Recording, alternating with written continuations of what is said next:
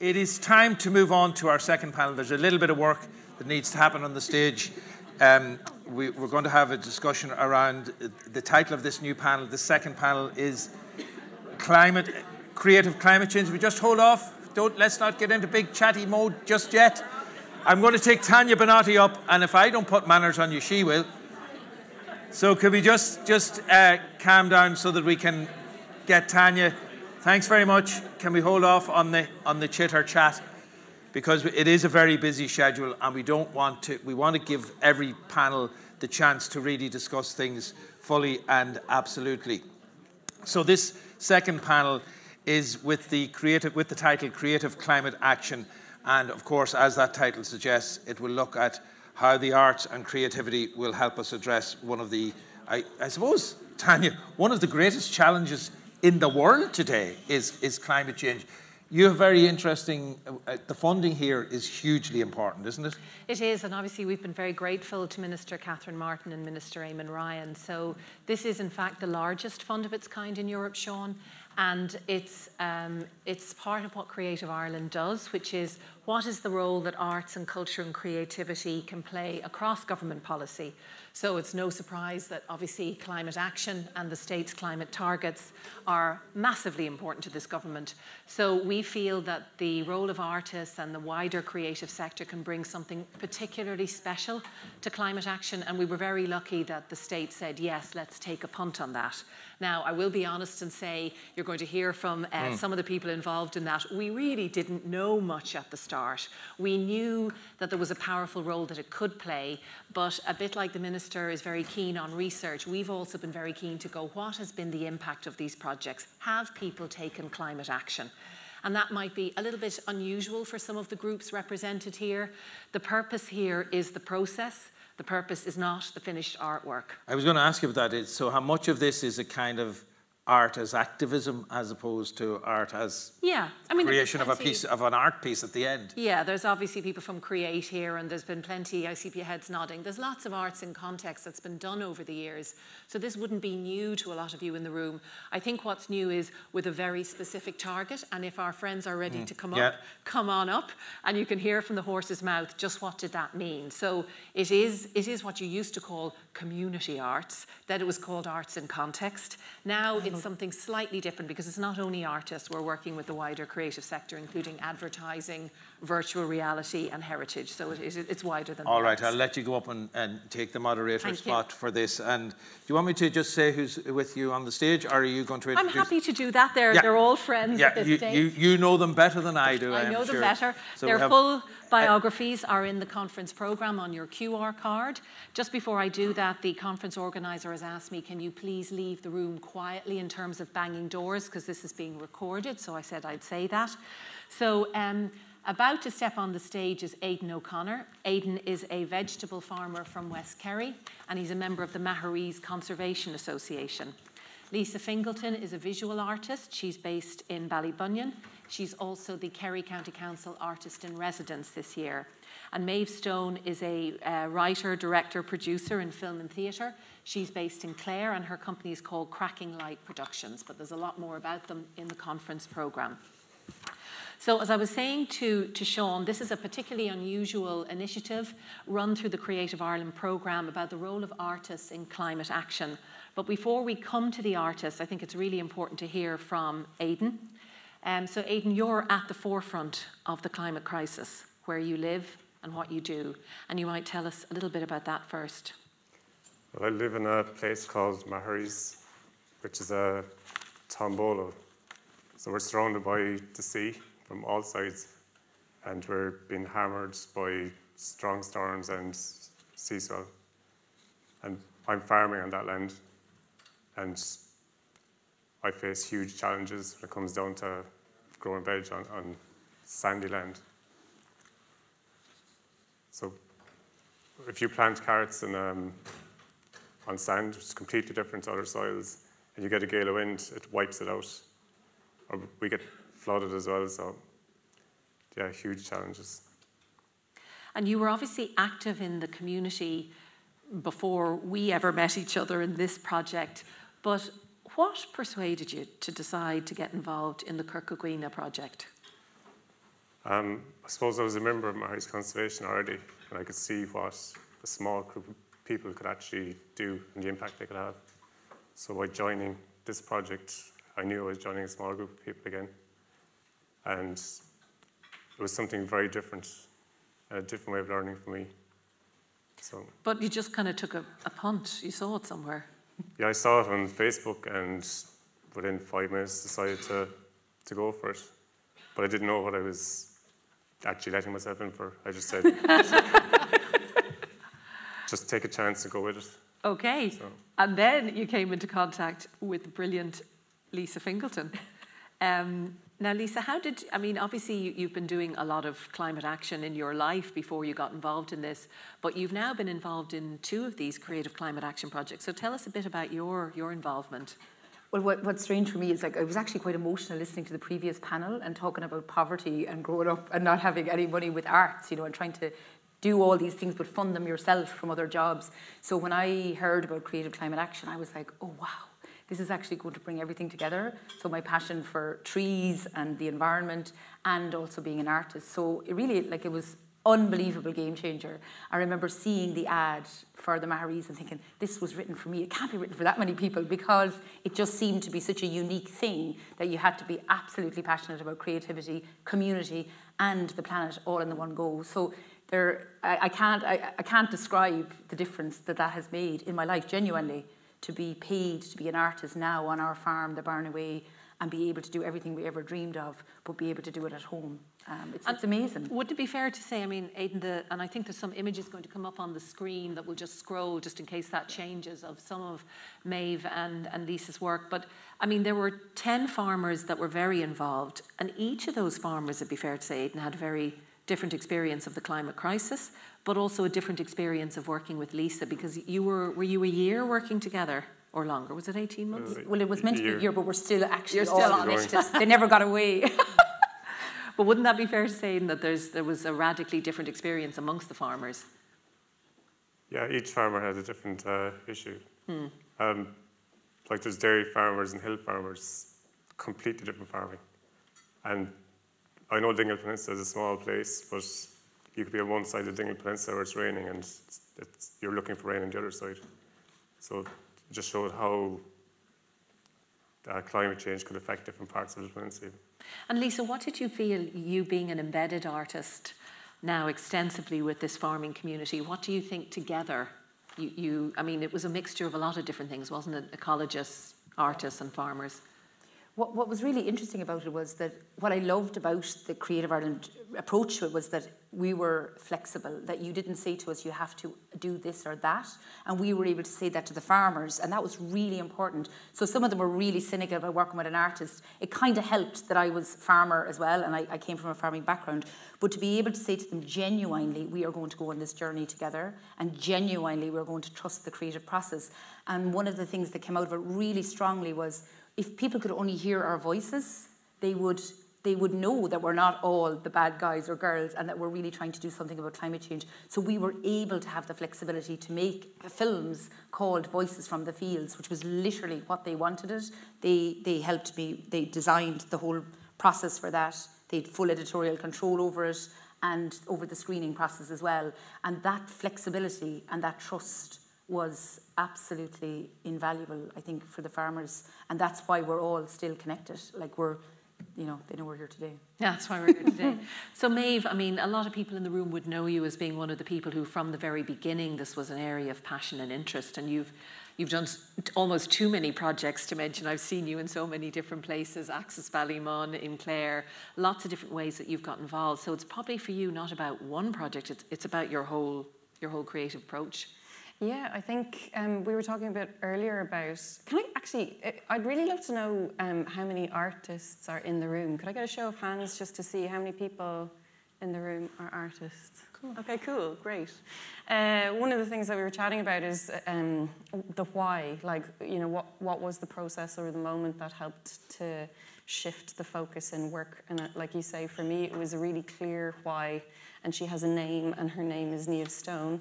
And she's not my daughter, but she's my niece. And I think that point was the moment where in my family, it extended beyond my generation. And I think that was a really transformative point in my life as an artist and as a person, where I suddenly understood the critical nature of the world that would be inherited by that generation that will live beyond me. And I think from that point on, I found it really difficult. I think every artist has an engine. They have something that they want to offer back to the tribe. Because I think all art at some level is trying to make an offer to explain something, like the minister mentioned, like holding a mirror up. So we all have an engine, and for me that engine like completely became about what my skills as a storyteller might offer to this critical crisis, and it's the one that everything else is framed by. And I would echo what Lisa said about the last panel being really affecting, and it kind of, I think there's a really gorgeous thing, I suppose, in this work, is that you learn more as you go, and you get to work with people like Aidan, and like with other kind of experts and climate scientists and people that you would never encounter otherwise, and it gives you a different lens. And I suppose I more and more think about things in terms of echoing nature. And for me, the idea of the basic income and the description that we just had of the context that artists and myself and Lisa have had to survive in, it feels like soil that's really damaged. And actually, I think something like the basic income is about building up the quality of the soil. And anybody who's got a garden or has grown anything in their lives will know that's the critical thing. If you want diversity in your garden, if you want, you know, interesting, new, healthy, abundant things to grow, and I'm sure you'd agree too, your soil is the critical thing. I've not answered your question. But in Aidan's case, his soil is being washed away, isn't it, Yeah. Aidan? I mean, that's effectively what's happening in the Maharees. Yeah, if we get the 1 metre sea rise that we were promised we're going to get, the Maharees won't exist. Won't exist. Yeah. Just absorb that for a moment. I mean, your metaphor, Maeve, about the rich soil, a lot of the things we talked about earlier was that when we started looking at this area of practice of artists and climate action, we saw a lot of visual artists in that space. And I think what you both spoke about very powerfully was that idea of, in the past, perhaps it was, I am an artist, I'm very concerned about the climate crisis, I am making an exhibition about that crisis. Now, I think what we're really trying to do is enrich that soil by saying we will bring the farmer into the conversation, we will bring the ecologist. How did you all find that mixture? Obviously, Aidan, for you, I assume it was the unusual bit of working with the artist. Maybe, Lisa, for you, it might have been working with an ecologist or the farmers. I mean, that rich mixed soil you were talking about, Maeve, what did you find, all of you, what did you find interesting about that was different? Well, what I found really interesting was, even though we had done a lot of environmental work on our farm and we had planted loads of trees and we'd done all the work, when these projects came up, Creative Climate, I thought, do I know enough?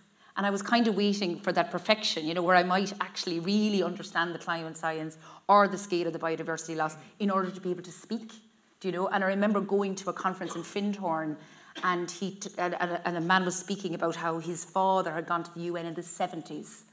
And had tried to explain the crisis in terms of the Inuit people noticing the climate change was happening, and they could see it in the ice. And he said, like his father told people that it was happening at the UN, and he thought that they heard and they didn't hear. And he said, and I remember the way he described it. And in that moment, I thought, I may not understand it all, but he's right. We're all hearing about the climate crisis, but we're not acting. And he was saying, like, his father did it 30 years ago and had tried to explain, and nobody acted. So in that moment, I remember listening to it thinking, I don't know it all. I certainly don't know it all. But I'm going to step in. But I'm going to do it. And the joy of working on a project like this is, I don't need to know the ecology because we have an amazing ecologist. And she's able to explain to us water quality and the plight of dolphins in our estuary. And she knows it because that's what her expertise is. We work with Claire Watson, who has devoted her whole life to climate action and is incredible, has done loads of research on it. So that's the amazing thing about, I would say, if there's only one thing you take from today, do not wait until you're perfect because it'll be too late. And just trust the creative process and trust what we bring as artists. The amount of times, you know, you were with me at the ploughing championship when the wall, the lovely 100-foot wall, the rain came down and the muck came up from the land and leach and the thing was almost destroyed. And all those moments go, we have to move beyond the ego to the eco and to try and trust the process and nature making work with us, which is really challenging.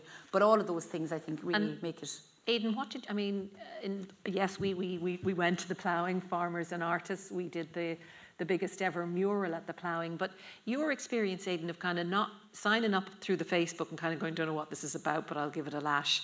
What did you feel was different about working with Lisa, or maybe you'd tell the audience a little bit about how you're now kind of leading the next project, and there's also artists involved in that? I suppose before I started the project, the one thing I didn't understand was how art was going to play a part in it, like farming and climate, and I didn't get the art bit. But once I started it, that thought very soon changed, because working with an artist just creates memories. You learn in a different way. Mm-hmm. It's a process, and that's how I learn. I wouldn't learn if I read something off a book or somebody lectured something to me. It was kind of more on the farm, out and about, all the farm visits. You're taking part, and all of your thoughts and ideas, Lisa's drawing them, and they kind of stick with you. And maybe you just tell people a little bit about, we're very interested in Creative Ireland and projects that evolve. So we started with the 10 farmers, but now there's a whole new initiative that you're involved with. Yeah, there's new projects happening in Maharis at the minute. And to give people living there a deeper understanding on climate change and how that's going to affect them in the future. And we've got 3 artists involved in that. And it's just about to kick off. And are any of those who are those artists? You might tell people. Or Zoe Green, Emer Fallon, and Silke Mitchells or Michaels. So very different kind of practice for each of them. Yeah.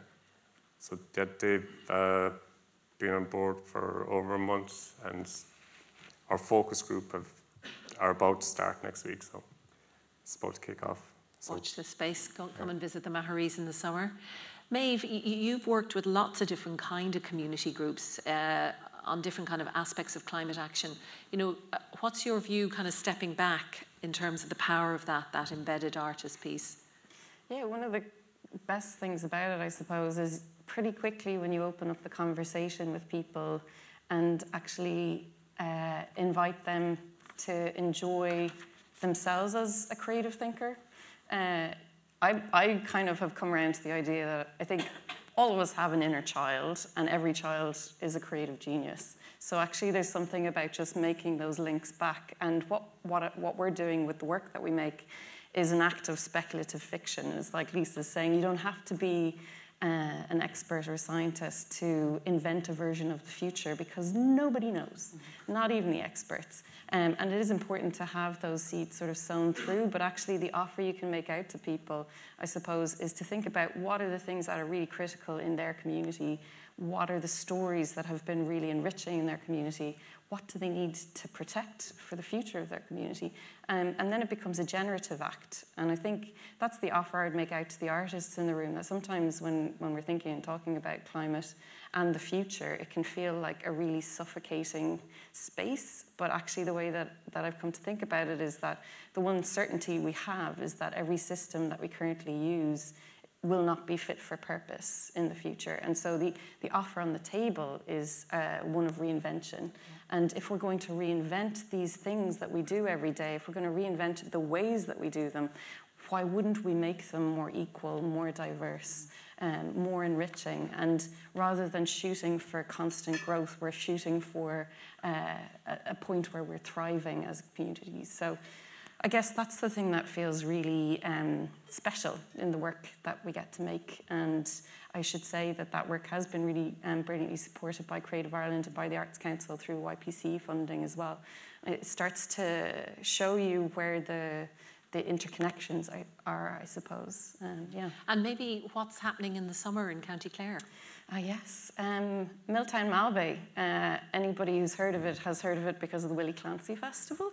But this August, you will be able to step into a time machine. I'm totally overselling this. But yes, we're building a time machine in an old bank in Milltown Malbay, and it's been a collaboration with the people in the community of Milltown Malbay. And one room is going to be set in 1984, and the second room is going to be set in 2084.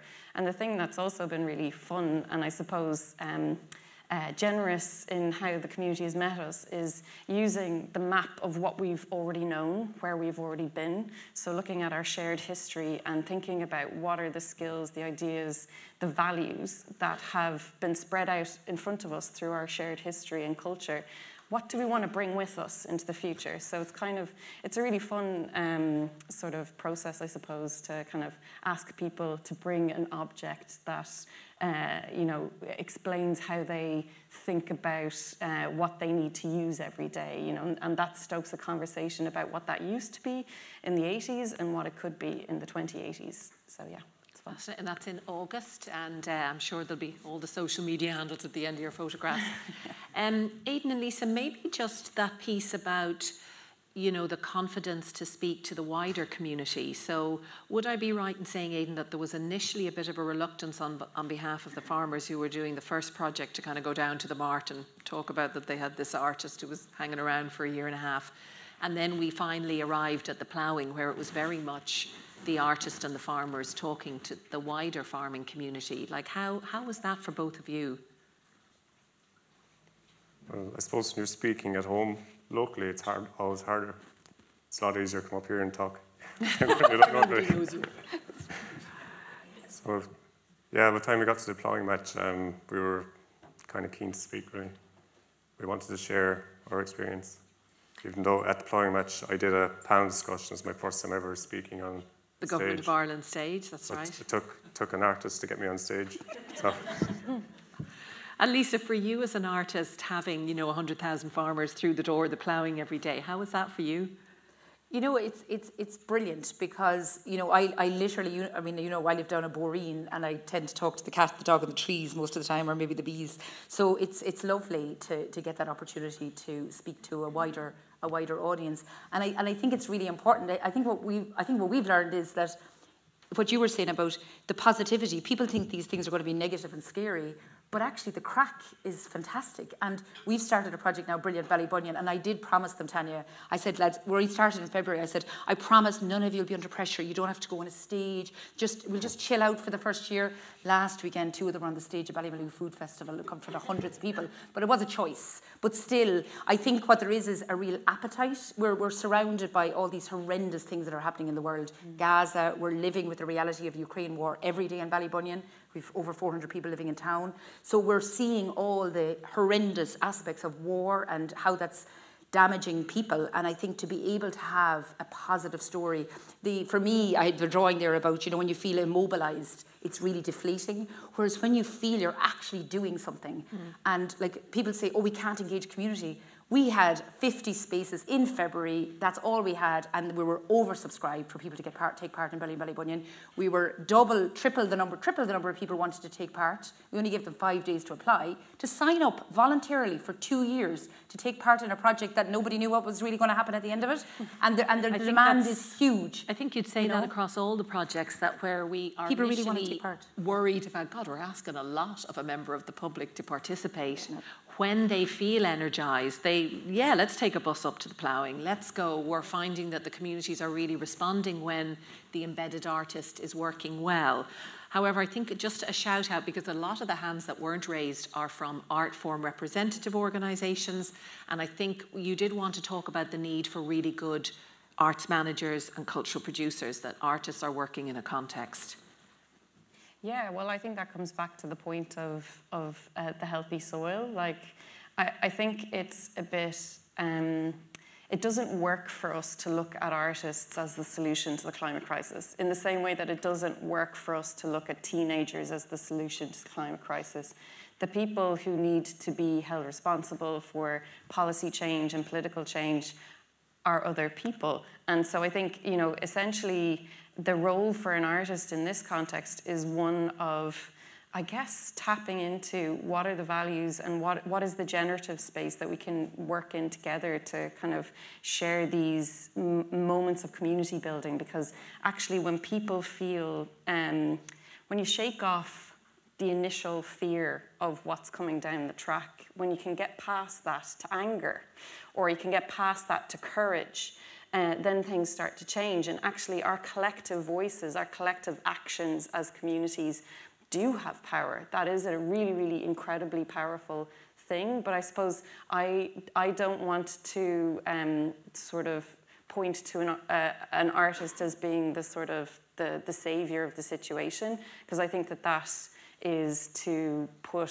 far too much responsibility on individuals who are, as we've learned, like 60 to 70% tied with just meeting their own basic needs. So I think, you know, in instances... And in the case, I think, Lisa, did you have Katrina, or like where you have somebody who's supporting your work with the community? Yeah, well, we were really lucky because like Katrina Fallon, who is running the Green Arts Initiative as well, was the manager for our project in Dingle.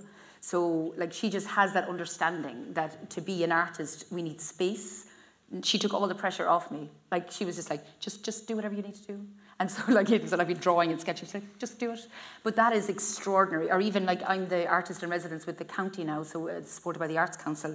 And just having Kate Kennelly, you know, who understands that need for space and just trusts that it will all work out, and has that years of experience in Kerry to know that there is this whole ecosystem, there is this mycelium. Even today we were talking to Rachel, that there's all of these artists now in the last couple of years who are really interested in ecology, in eco-social arts practices, and that really wasn't there before, but Kate understands. And I worked with Kilkenny Arts Office there recently, you know, with Mary, and I could actually name 20 or 30 people in the room, but I won't. But I'm just saying that there's that understanding. Never underestimate how important it is, whether you're an arts officer or an arts manager or a space manager, to say, listen, I'm with you on this. What do you need? And to support that. It's the admin we get swamped in. Like I've spent all my life kind of trying to apply for things and do things, and to have that taken off my back and just be told, just be an artist, is what's needed actually. And Maeve, you were talking about what is stopping other art forms coming into that space, and a sort of a question really for some of the other art forms. Yeah, I'd love to know. Because there's a wild thing that happens. I don't know if you see this as well, but whenever you do a sort of a call out, or whenever there's an invitation to the creative community, it's vast majority women and it's vast majority visual arts. And I'm really curious about that. I don't have any answers. And I would echo what Lisa's saying. Like, I think the thing of having proper kind of organisational support, just to go back to my soil metaphor, that's the fallow time. That's the bit where you have the time and the space to rest. And actually, it's impossible to sort of expect creative and generative processes to emerge from anybody that doesn't have periods of dreaming and rest and time. So I think that is where it really kind of... And what, I mean, do you want, is it dance? Is it film? Is it theatre? Who's not in the space enough? Well, I'm film and theatre, and I think story is critical.